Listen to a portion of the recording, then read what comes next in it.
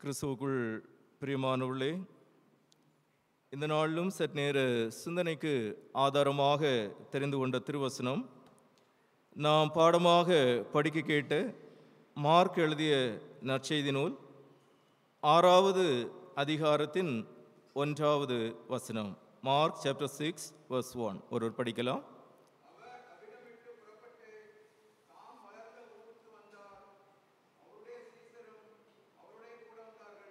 இருந்த வண்ணமாகவே தலைவணங்கி நாம் ஜெபிப்போம்.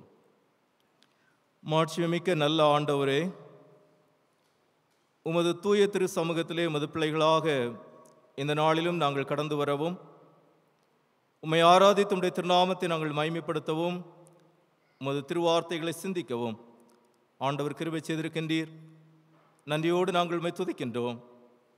ஆண்டவரே, எங்களுடைய ஆவிக்குரிய வாழ்வினில் நீர் அதிக அக்கறை கொள்ளுகின்றவராகவும், உம்முடைய நல்வார்த்தைகளை கொண்டு எங்களுடைய ஆத்துமத்தை நீர் போஷிக்கின்றவராக இருப்பதற்காக நன்றியோடு நாங்கள் உம்மை துதிக்கின்றோம் சுவாமி.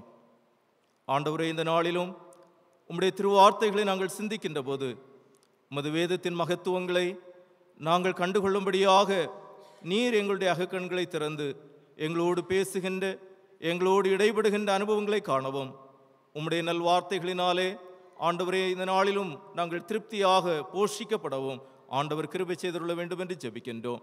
இந்த நாளுக்குரிய சிந்தனைகளை எல்லாம் நீர் எங்களுக்கு ஆசீர்வதித்து தாரும். தொடர்ந்து நீர் எங்களோடு பேசும், எங்களோடு இடைபடும் சுவாமி. மீட்பர் இயேசுவின் நாமத்தில் வேண்டுகின்றோம் பிதாவே, ஆமென். கிறிஸ்துவுக்குள் பிரியமானவர்களே, இந்த நாளிலும் மார்க் எழுதிய நற்செய்தி நூல் 6வது அதிகாரத்தின் 1 முதல் 13 வரை உள்ள வசனங்களை மையமாக கொண்டு ஆண்டவருடைய திருவார்த்தையை உங்கள் மத்தியிலே பகிர்ந்து கொள்ள விரும்புகின்றேன்.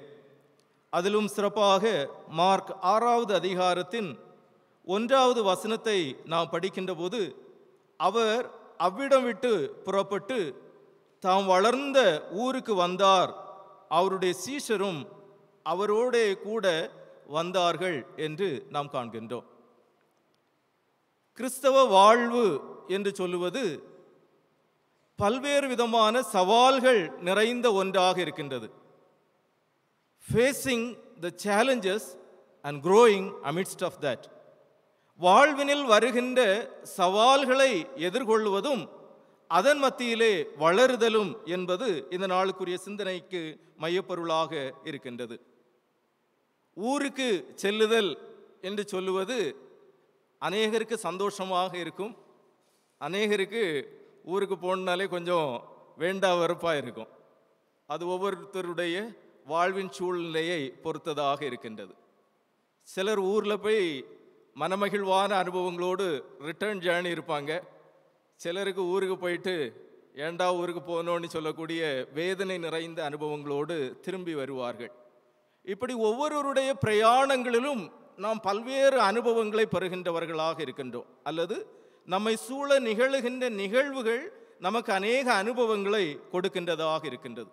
அதுபோல இங்கே மார்க் எழுதிய நற்செய்தி நூல் 6வது அதிகாரத்தின் 1வது வசனத்தை நாம் படிக்கின்ற போது, இயேசு அவ்விடம் விட்டு புறப்பட்டு தாம் வளர்ந்த ஊருக்கு வந்தார், அவருடைய சீஷரும் அவரோடே கூட வந்தார்கள் என்று நாம் பார்க்கின்றோம்.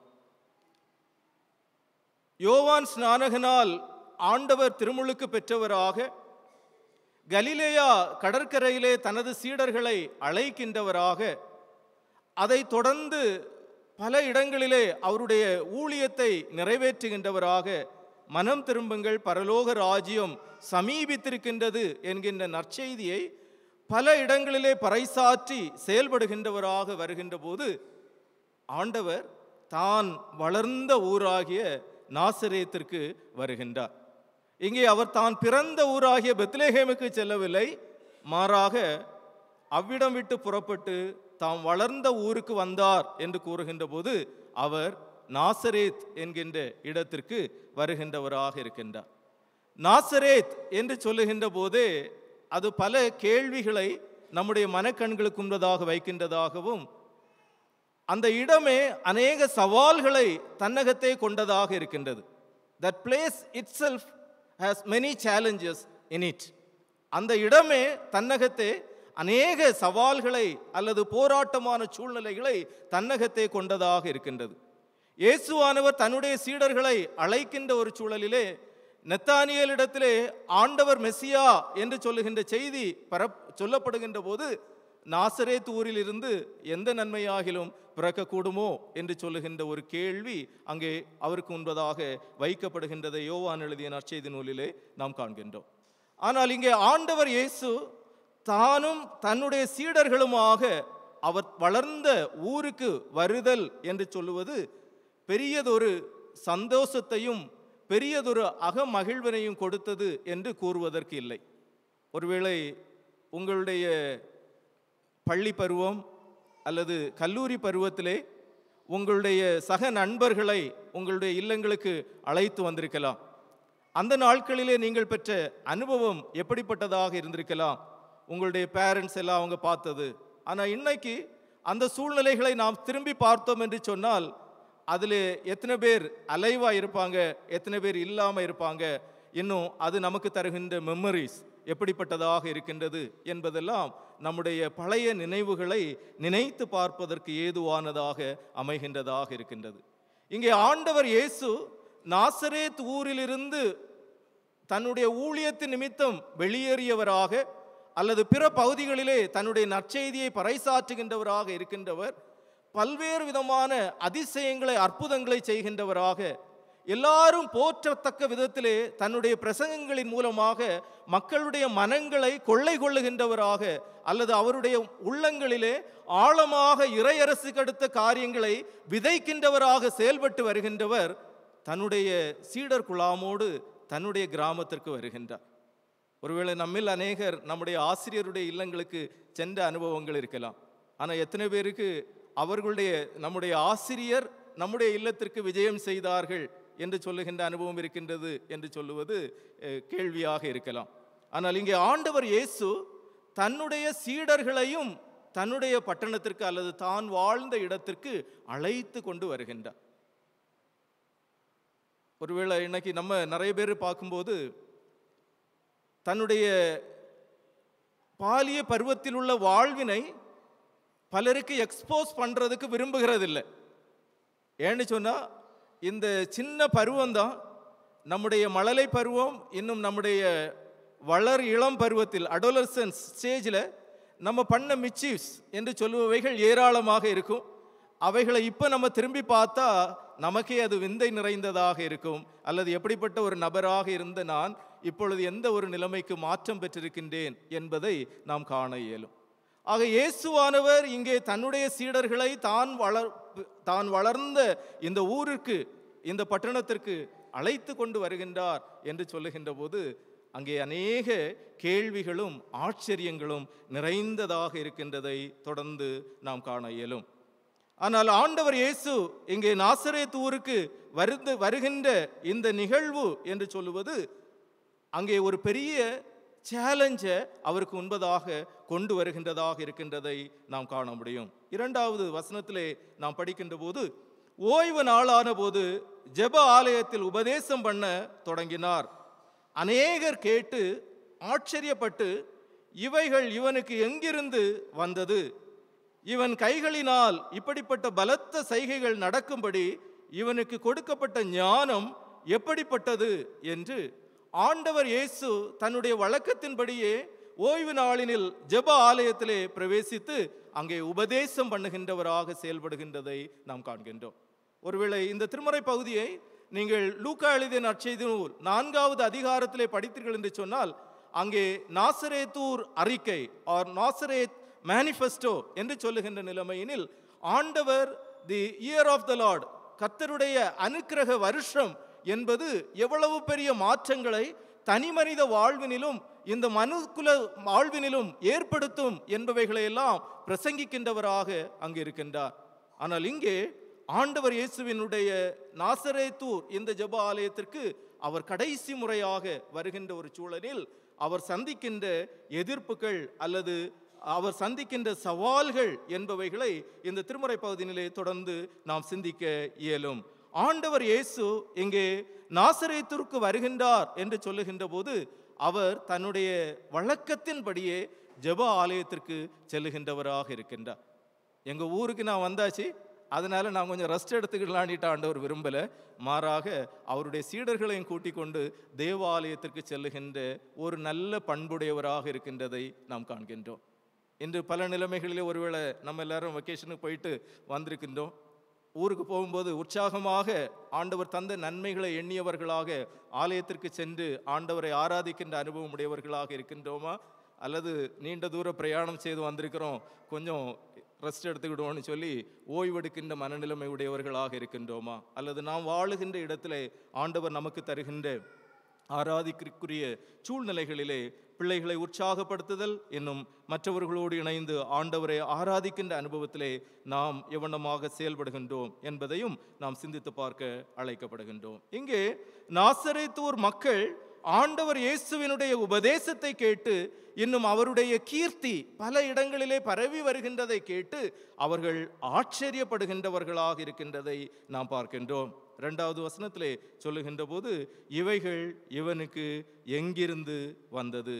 இவன் கைகளினால் இப்படிப்பட்ட பலத்த செய்கைகள் நடக்கும்படி இவனுக்கு கொடுக்கப்பட்ட ஞானம் எப்படிப்பட்டது என்று சொல்லுகின்ற ஒரு ஆச்சரிய கணத்தோடு அவர்கள் ஆண்டவரை அணுகுகின்றவர்களாக இருக்கின்றார்கள். எனினும் அந்த ஆச்சரியத்திற்குள்ள அந்த இன்டென்ஷன் என்று சொல்லுவது எதிர்மறையான ஒன்றாக இருக்கின்றதை நாம் காண்கின்றோம்.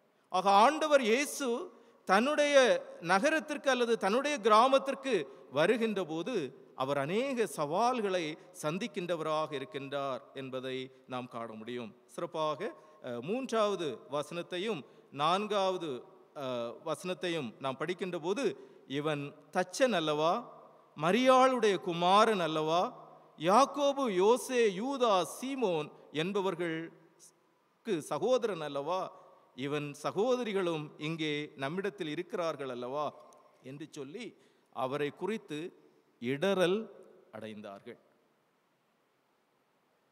ஒரு பக்கம் they were amazed, மறுபக்கத்தில் அவங்க ஆண்டவரை குறித்து இடறல் அடைகின்றவர்களாக இருக்கின்றதை நாம் பார்க்கின்றோம். ஏன் இவர்களால் அவனமாக புகழப்படுகின்ற ஒரு ஆண்டவரை இகழப்படுகின்ற ஒரு நிலைமைக்கு நேராக கொண்டு வருகின்றார்கள், அல்லது இயேசுவானவரால் அவர்கள் இடறல் அடைகின்றவர்களாக இருக்கின்றார்கள் என்று சொல்லுகின்ற போது the thought process, மனசில் இருக்கக்கூடிய எண்ண ஓட்டங்கள் என்னவாக இருக்கின்றது? இயேசுவை அவர்கள் காணுகின்ற போது இவன் தச்சன் அல்லவா என்று காண்கின்றார்கள். அப்போ இந்த இடத்துல இந்த நாசரேத்தூர் மக்கள் ஆண்டவரின் மீது ஒரு ஆவிக்குரிய கண்ணோட்டம் கொள்ளுவதற்கு மாறாக மாம்சீகமான ஒரு கண்ணோட்டத்தை அவர்கள் கொள்ளுகின்றவர்களாக இருக்கின்றதை நாம் பார்க்கின்றோம். இவன் தச்சன் அல்லவா? ஆக ஆண்டவரின் மீது இவர்கள் இடறல் அடைவதற்கு அல்லது விசுவாசம் கொள்ளாமல் அவிவிசுவாசம் கொள்ளுவதற்கு மிகவும் பிரதானமானது அமைந்தது எது என்று சொல்லுகின்ற போது the familiarity. இயேசுவானவர் இந்த கிராமத்தில் ரொம்ப ஃபெமிலியரான ஒரு நபராக இருக்கின்றார். ஏன்னா அவர் எப்படி பிறந்தார், எப்படி இந்த கிராமத்தில் வளர்ந்தார், எப்படி அவர் செயல்பட்டார், அவருடைய குடும்ப பின்னணியை என்ன, அவங்க அம்மா யாரு, அவங்க அப்பா யாரு, அவங்க சகோதரர் யாரு, அவங்க சகோதரி யாரு, அவங்க சொந்தக்காரங்க யாரு, அவங்க அடுத்த வட்டம் யாரு அப்படின்ட்டு உள்ள காரியங்கள் எல்லாம் தெரிகின்ற போது இயேசுவை பிறர் விசுவாசிக்கின்ற விசுவாச கண்களை கொண்டு காண இயலாதவர்களாக மாறாக மனித கண்களை கொண்டு அவரை காணுகின்றவர்களாக இருக்கின்றார்கள். ஆக மிகவும் சாதாரணமான ஒரு நபராக இவன் தச்சன் அல்லவா? முற்றத்து முல்லைக்கு மனம் இல்லைன்னு சொல்றது போல இயேசுவானவருக்கும் அவருடைய சொந்த இடத்துல என்னதில்லை, ரொம்ப வரவேற்பு இல்லை என்பதை இந்த திருமறை பகுதி நமக்கு கற்றுத்தருகின்றதாக இருக்கின்றது.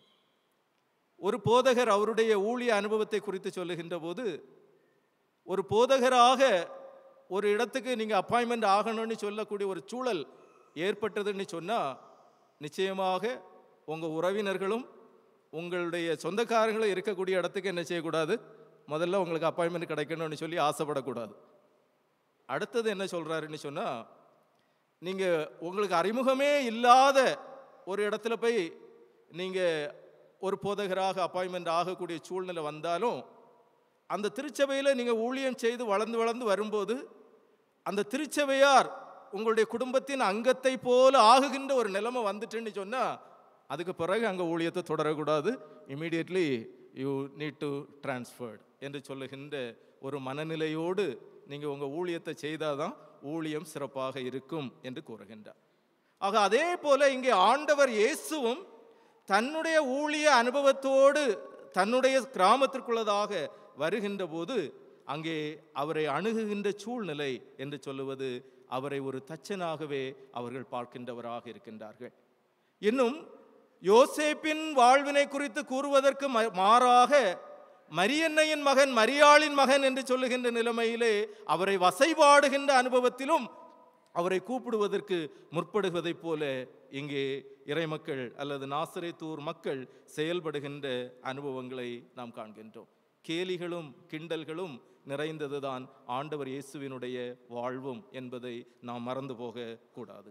ஆண்டவர் இயேசுவின் ஊழியத்திலே அவர் சந்தித்த சவால்கள், அவைகளின் நடுவினிலும் அவர் வளருகின்றார், அவருடைய ஊழியம் வளருகின்றது என்பதை நாம் காண்கின்றோம். அடுத்ததாக 4வது வசனத்தையும் 5வது வசனத்தையும் நாம் படிக்கின்ற போது, இயேசு அவர்களை நோக்கி, தீர்க்கதரிசி ஒருவன் தன் ஊரிலும் தன் இனத்திலும் தன் வீட்டிலுமே அன்றி வேறெங்கும் கனவீனமடையான் என்று ஆண்டவர் கூறுகின்றார். Only in the close relative a prophet is dishonored என்று சொல்லுகின்ற நிலைமையில் ஆண்டவர் இயேசு தன்னுடைய ஊழிய அனுபவத்தை அணுகுகின்றதை நாம் பார்க்கின்றோம். அதோடு மாத்திரமல்ல, அடுத்ததாக நாம் சிந்திக்கின்ற போது 5வது வசனத்தையும் 6வது வசனத்தையும், அங்கே அவர் சில நோயாளிகளின் மேல் கைகளை வைத்து அவர்களை குணமாக்கினதே அன்றி வேறு ஒரு அற்புதமும் செய்யக்கூடாமல் அவர்களுடைய அவிசுவாசத்தை குறித்து ஆச்சரியப்பட்டு கிராமங்களிலே சுற்றி திரிந்து உபதேசம் பண்ணினார். ஆக ஆண்டவர் இயேசு இந்த நாசரேத் ஊரிற்கு தன்னுடைய சீடர்களோடு வருகின்ற போது அந்த கிராமத்தில் நிறைய தேவை நிறைந்த மக்கள் இருந்திருப்பார்கள். எங்கெல்லாம் ஆண்டவர் இயேசு சென்றாரோ அங்கெல்லாம் அவர் சுகம் கொடுக்கின்றவராக, விடுதலை கொடுக்கின்றவராக செல்லுகின்றார். ஆனால் இவர்களுடைய இடரல் என்று சொல்லுகின்ற ஒரு சூழல் அல்லது அவிவிசுவாசம் என்று சொல்லுவது ஆண்டவர் இயேசுவை செயல்பட முடியாதபடி தடுக்கின்ற ஒன்றாக இருக்கின்றதை நாம் பார்க்கின்றோம். மார்க் எழுதிய நற்செய்தி நூல் 5வது அதிகாரத்தில், இந்த அதிகாரத்துக்கு 6வது அதிகாரத்துக்கு முந்தின அதிகாரத்தில் நீங்க படிச்சீங்கன்னு சொன்னா, ஆண்டவர் இயேசுவினுடைய இந்த பிரயாணத்திலே 2 பெரிய நிகழ்வுகள் நடைபெறுகின்றது. ஒன்று, 12 ஆண்டுகளாக உதிரப்போக்கினால் பெரும்பாடுபடுகின்ற, because of her haemorrhage is suffering, அவள் படுகின்ற வேதனைகளின் மத்தியிலிருந்து விடுதலை பெறுவதற்காக நான் அவருடைய வஸ்திரத்தின் ஓரத்தையாகிலும் தொட்டால் சுகம் பெறுவேன் என்று சொல்லுகின்ற ஒரு பெண்மணியின் விசுவாசம். திரள் கூட்ட மக்கள் மத்தியின் நடுவினிலே அவள் சுகம் பெறுகின்றாள்.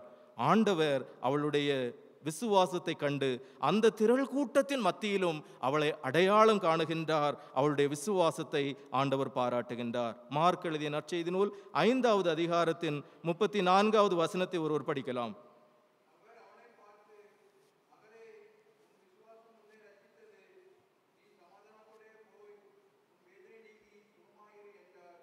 ஆக தெருவினிலே ஆண்டவரை விசுவாசித்தவளாக ஆண்டவரை பின் சென்று ஆண்டவருடைய வஸ்திரத்தின் ஓரத்தை தொட்டு, யாருக்கும் தெரியாமல் தொட்டு, தன்னுடைய விசுவாசத்தினாலே பூரண சுகம் பெறுகின்ற ஒரு பெண்மணியை அங்கே காணுகின்றோம். அதன் தொடர்ச்சியாக இங்கே எவீருவினுடைய இல்லத்திலிருந்து வருகின்ற செய்தியானது, போதகரை இனி தொந்தரவு செய்ய வேண்டாம், பிள்ளை மரித்து போனாள் என்று சொல்லுகின்ற ஒரு நிலைமை வருகின்ற போது, மார்க் 5வது அதிகாரத்தின் 35வது வசனத்தையும் 36வது வசனத்தையும் ஒருவர் படிக்கலாம்.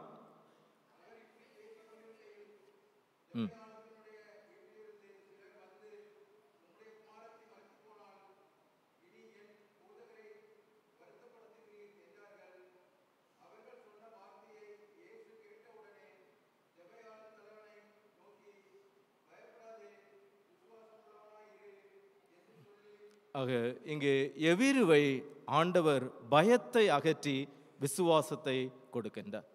எவ்ரிதிங் இஸ் ஓவர், எல்லாம் முடிந்து போனது என்று சொல்லுகின்ற ஒரு நிலைமை ஏற்படுகின்ற போதும் fear not, I am with you என்று சொல்லுகின்ற நிலைமையிலே ஆண்டவர் அங்கே எவீருவினுடைய விசுவாசத்தை பலப்படுத்துகின்றவராக 12 வயதுள்ள எவீருவின் மகளை தலித்தாகுமி என்று சொல்லி, சிறு பெண்ணே எழுந்திரு என்று சொல்லி அவளை தூக்கி விடுகின்ற ஒரு அனுபவத்தை காண்கின்றோம். மரித்து போனவளை பிழைக்க செய்திருக்கின்றார்.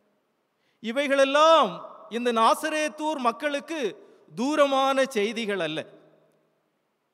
ஆண்டவர் இந்த பயணத்தை மேற்கொள்ளுகின்ற போது இந்த செயல்களை எல்லாம் செய்து இத்தனை அற்புதமான செயல்பாடுகள் அல்லது தேவனுடைய ராஜ்யம், பரலோக ராஜ்யம் உங்கள் மத்தியிலே வந்திருக்கின்றது என்பதற்கு அடையாளமாக இவைகளை வெளிப்படுத்தி கொண்டவராக நாசரேத் ஊருக்குள்ளதாக அவர் வருகின்ற போது, இறையரசுக்கு அடுத்த காரியங்களை பிரசித்தப்படுத்துவதற்காக வருகின்ற போது அவரை மனுஷீக கண்களை கொண்டு இந்த மக்கள் காணுகின்றார்கள். ஆகவே தான் பவுலப்போஸ்தலன் தன்னுடைய நிருபங்களிலே கூறுகின்ற போது, இனி நாங்கள் ஒருவனையும் மாம்சத்தின்படி அறியோம் என்று கூறுகின்றார். ஈவன் பேதுரு கூட சொல்லும்போது, இயேசுவானவரை கூட நாங்கள் இனி மாம்சத்தின்படி அறியோம் என்று சொல்லுகின்ற ஒரு ஆவிக்குரிய வளர்ச்சிக்கு வருகின்றதை நாம் காண்கின்றோம். ஒருவேளை இன்றும் நம்முடைய வாழ்வினிலும் இந்த மாம்சீக கண்களை கொண்டு ஆவிக்குரிய காரியங்களை நாம் அணுகுவதற்கு முற்படுவோமே ஆனால் நம்முடைய வாழ்வும் இந்த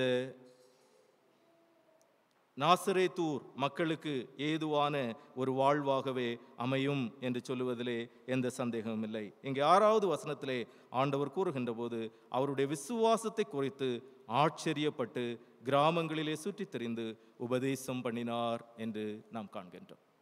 ஆக அநேகர் சுகம் பெறுவதற்கு இந்த கிராமத்து மக்களுடைய அவிவிசுவாசம் தடையாக இருக்கின்றதையும் அதன் தொடர்ச்சியாக ஆண்டவர் அங்கிருந்து தன்னுடைய சீடர்களோடு தன்னுடைய ஊழியத்தை தொடருகின்ற ஒரு அனுபவத்தையும் நாம் காண்கின்றோம். இன்று நம்முடைய குடும்பங்களிலே, நம்முடைய உறவு நிலைகளிலே, நம்முடைய திருச்சபையிலே, நம்முடைய சமுதாயத்திலே ஆண்டவரால் சுகம் பெறுவதற்கும் ஆண்டவரால் வாழ்வு பெறுவதற்கும் நாசரேத்தூர் மக்களைப் போல நாமும் ஒரு முட்டுக்கட்டையாக இருக்கின்றோமா?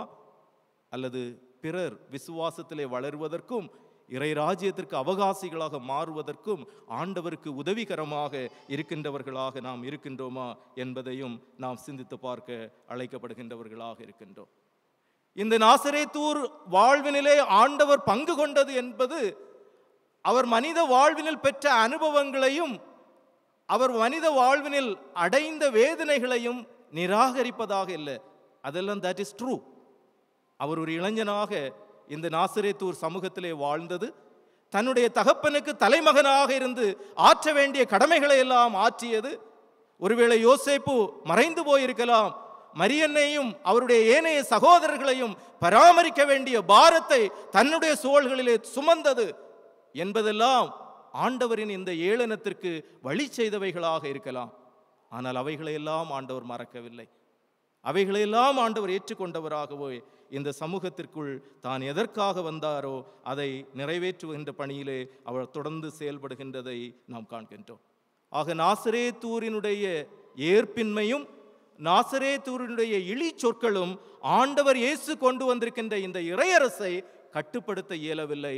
மாறாக அதை கடந்தும் ஆண்டவருடைய ஊழியமானது தொடருகின்றதாக இருக்கின்றதை நாம் காண்கின்றோம். அதைத்தான் 6வது வசனத்திலே நாம் காண்கின்றோம். கிராமங்களிலே சுற்றித் திரிந்து உபதேசம் பண்ணினார். ஸோ நாசரேத் மாத்திரம் டிஸ்கரேஜ், எல்லாம் முடிஞ்சு போச்சுன்னு சொல்லி ஆண்டவர் உட்கார்ந்து விடவில்லை. மாறாக ஆண்டவர் இயேசுவினுடைய வாழ்வினிலும் வந்த சவால்கள் நிறைந்த சூழ்நிலைகளை அவர் மேற்கொண்டு அவருடைய ஊழியத்தை இறைராஜ்யத்தை விரிவாக்குகின்ற பணியிலே செயல்படுகின்றதை நாம் காண்கின்றோம். அடுத்ததாக நாம் சிந்திக்கின்ற போது இந்த திருமறை பகுதியிலே 2 பெரும் பகுதிகள் இருக்கின்றது. ஒன்று, ஆண்டவர் இயேசு நாசரேத்தூரிலே நிராகரிக்கப்பட்டதல். இரண்டாவது, இங்கே ஆண்டவர் இயேசு நாசரேத்தூர் நிராகரிப்பை தொடர்ந்து தன்னுடைய சீடர்களை ஊழியத்திற்கு அனுப்புதல். அப்போ ஊழியம்னு சொல்கிறது எப்படிப்பட்டதுன்னா, சொந்த ஊருக்கு வந்தால் என்ன அனுபவம் கிடைக்குமோ இதே அனுபவத்தை எந்த இடத்துல போனாலும் பெறுறதுக்கு மனசை தயாராக வச்சுக்கிடணும் அப்படின்னு சொல்லுகின்ற ஒரு பாடத்தை ஆண்டவர் இங்கே தன்னுடைய சீடர்களுக்கு தனது வாழ்வின் அனுபவமாக கண்டு கற்பித்து அவர்களை ஊழியத்திற்கு அவர் அனுப்புகின்றவராக இருக்கின்றதை நாம் பார்க்கின்றோம். ஆக 7வது வசனத்திலே நாம் படிக்கின்ற போது அவர் 12 அழைத்து அசுத்த ஆவியை துரத்த அவர்களுக்கு அதிகாரம் கொடுத்து ஆண்டவர் அவர்களை அனுப்புகின்றார். எப்படி அனுப்புகின்றார் என்று சொல்லுகின்ற போது, வழிக்கு பையையாகிலும் அப்பத்தையாகிலும் கச்சையில் காசையாகிலும் எடுத்துக்கொள்ளாமலும் ஒரு தடியை மாத்திரம் எடுத்துக்கொண்டு போகவும் பாதரட்சைகளை போட்டுக்கொண்டு போகவும் 2 அங்கிகளை தரியாதிருக்கவும் கட்டளையிட்டார். அடுத்தது இந்த இடத்துல நம்ம பார்க்கும்போது ஆண்டவர் இங்கே சீடர்களை அனுப்புகின்ற போது பெரிய பெரிய லக்கேஜஸோட போக சொல்லலை. அப்போ கிறிஸ்தவ வாழ்க்கையில் வரக்கூடிய சவால்களை நம்ம மேற்கொள்ளணும்னு சொன்னால், ஆண்டவர் நமக்கு கற்றுத்தருகின்ற இறையரசுக்கு அடுத்த உண்மைகள் என்னன்னு சொன்னால், வாழ்க்கையை ரொம்ப லகுவாக வச்சுக்கணும். ஓவர் பேர்டனை தூக்கிக்கிட்டு என்ன செய்ய முடியாது, ரொம்ப பெரிய விசுவாச வாழ்க்கை வாழ இயலாது. ஒரு விசுவாச வீரராக அல்லது ஒரு விசுவாச வார்ஃபேரில், ஃபெய்த் வார்ஃபேரில் நம்ம இருக்கும்போது ரொம்ப பெரிய லோடு நம்ம கைக்கு அவசியமானது இல்லை என்று சொல்லுவதை ஆண்டவர் இங்கே வலியுறுத்துகின்றார். இறைமக்களாக இந்த உலகினில் நாம் வாழுகின்ற போது நமக்கு நாமே வருவித்து கொள்ளுகின்ற பாரங்கள் ஏராளமாக இருக்கின்றது. சில வாழ்க்கையை கொஞ்சம் உட்கார்ந்து நிதானமாக நம்ம யோசித்து பார்த்தோன்னு சொன்னால், நிறைய பாரங்களை நம்ம நினச்சிருந்தா என்ன செய்திருக்க முடியும், கொஞ்சம் இறக்கி வச்சுக்கிட்டு வாழ்க்கையை லகுவானதாக மாற்றி இருக்க முடியும். அப்போது இங்கே ஆண்டவர் இயேசு தன்னுடைய சீடர்களுக்கு ஊழியத்தின் அனுபவத்திலே வருகின்ற சவால்களை மேற்கொள்ளுகின்ற போது வாழ்க்கையை லகுவாக்குவதற்கு அவர் கற்பிக்கின்றார். ஏன்னா we need to travel along. ரொம்ப பாரத்தை சுமந்துட்டு போனோன்னு சொன்னால் ரொம்ப தூரம் போக முடியாது. ஆகவே ஆண்டவர் இங்கே அவருடைய வாழ்க்கையை லகுவாக்குவதற்கு அறிவுரை வழங்குகின்றார். அதோடு மாத்திரமல்ல, 10வது வசனத்திலே நாம் படிக்கின்ற போது 10, 11 ஆகிய வசனங்களை நாம் படிக்கின்ற போது, பின்பு அவர்களை நோக்கி, நீங்கள் எங்கேயாயிலும் ஒரு வீட்டில் பிரவேசித்தால் அவ்விடத்தை விட்டு புறப்பட்டு போகும் வரைக்கும் அங்கேதானே தங்கியிருங்கள். எவனாகிலும் உங்களை ஏற்றுக்கொள்ளாமலும் உங்கள் வசனத்தை கேளாமலும் இருந்தால் நீங்கள் அவ்விடம் விட்டு புறப்படும் போது அவர்களுக்கு சாட்சியாக உங்கள் கால்களின் கீழே பதிந்த தூசியை உதறி போடுங்கள். நியாய தீர்ப்பு நாளிலே அந்த பட்டணத்திற்கு நேரிடுவதை பார்க்கிலும் சோதம் கொமோரா பட்டணத்திற்கு நேரிடுவது லகுவாயிருக்கும் என்று மெய்யாகவே உங்களுக்கு சொல்லுகிறேன் என்று சொல்லி அவர்களை 2 பேராக அனுப்பினார் என்றும் நாம் காண்கின்றோம். ஆக next hospitality comes. Don't roam around, பரவி மேயாதுங்கன்னு சொல்கிறார்.